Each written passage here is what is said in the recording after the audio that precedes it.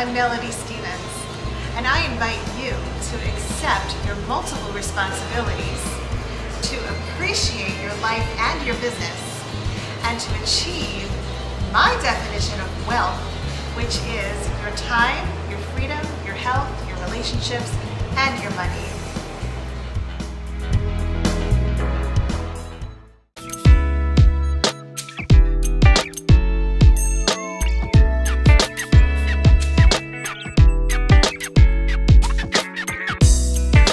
What is it about yourself, physically or mentally, that you have accepted? Well, I'm like a total goofball, so I think that the biggest shift that came in my business was when I just let myself be authentic and not try to be someone that I'm not. When a lot of people start businesses, they get into that mindset of I have to be so professional, or I have to fit like this cookie cutter mold, you know, like you have to be buttoned up and wear the suit. And especially if you're in, like I'm in PR, so especially in my field, it's like you're really looked down upon if you don't use the proper language, or, you know, and I used to have a whole host of things that people would make fun of, from my accent, from my, you know, my Jersey girl accent, to the way I dress and everything.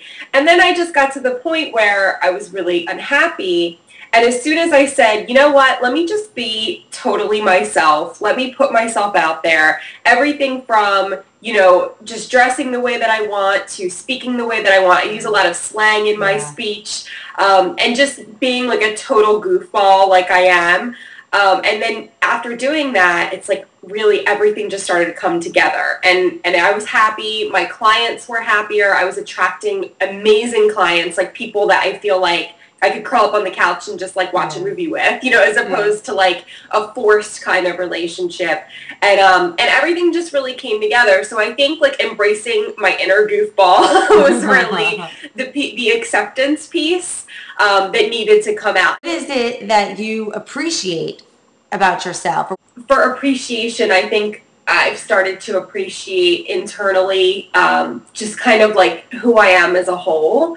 I think that being a self-improvement junkie and like being very critical and tough on myself, and I think a lot of your listeners can probably relate, you get in this place where you're just so unhappy and you're constantly searching for, how can I be better? How can I be smarter, thinner, prettier, more fit, whatever it is. You know, it's always like striving for something.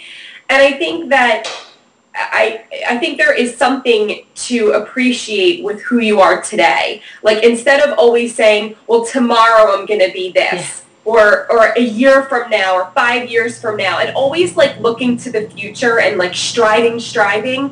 I really think that can like really is about beating yourself up inside. So instead of like worrying about that, and it's fine to have goals, but instead of constantly thinking about that, it's like, let's embrace what's going on today.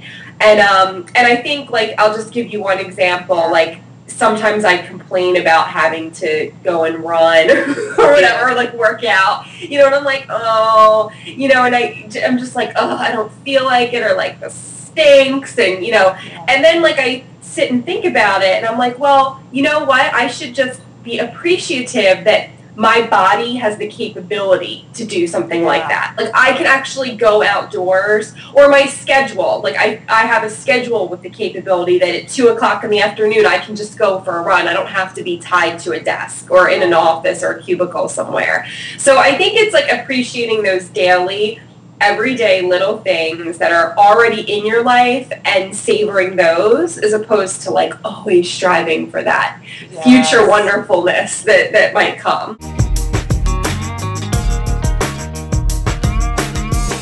My biggest achievement, I guess, crossing my business and personal life, is the fact that I have the flexibility and time now to spend time with my family.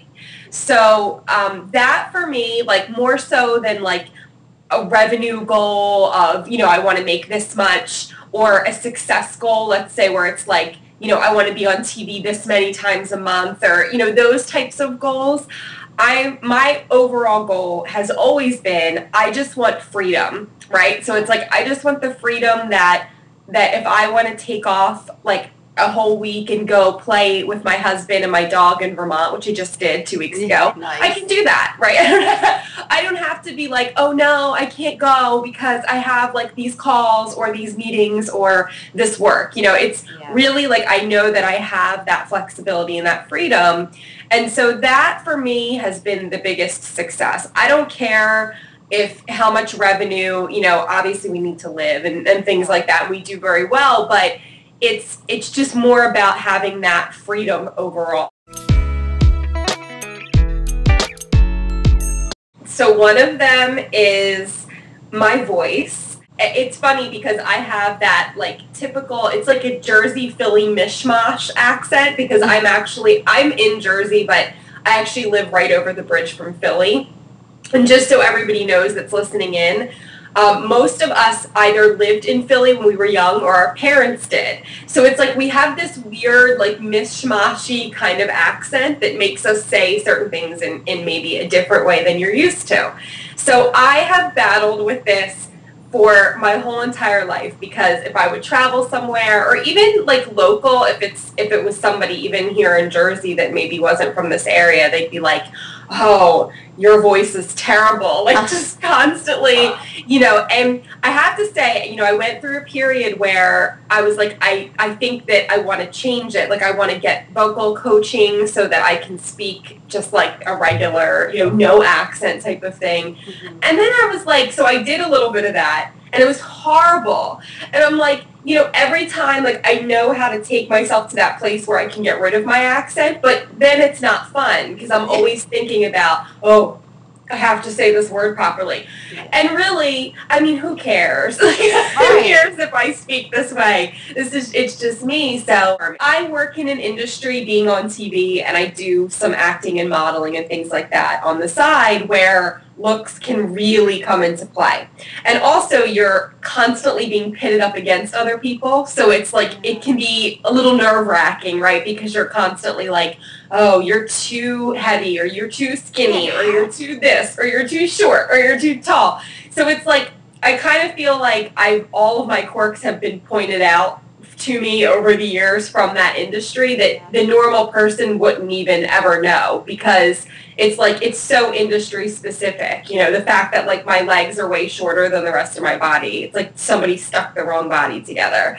My nose is too big. I have like a Swedish face, but like my nose is Italian. So thanks, Mom. And it's like different things like that where in the normal conversation or in the normal world, I guess, it wouldn't really matter. Nobody would ever notice. But being in that world where it's so appearance driven, it can be very quirky. Yeah, like that's like not cool. Well, how do you keep your confidence and your strength and your security when you're in that environment?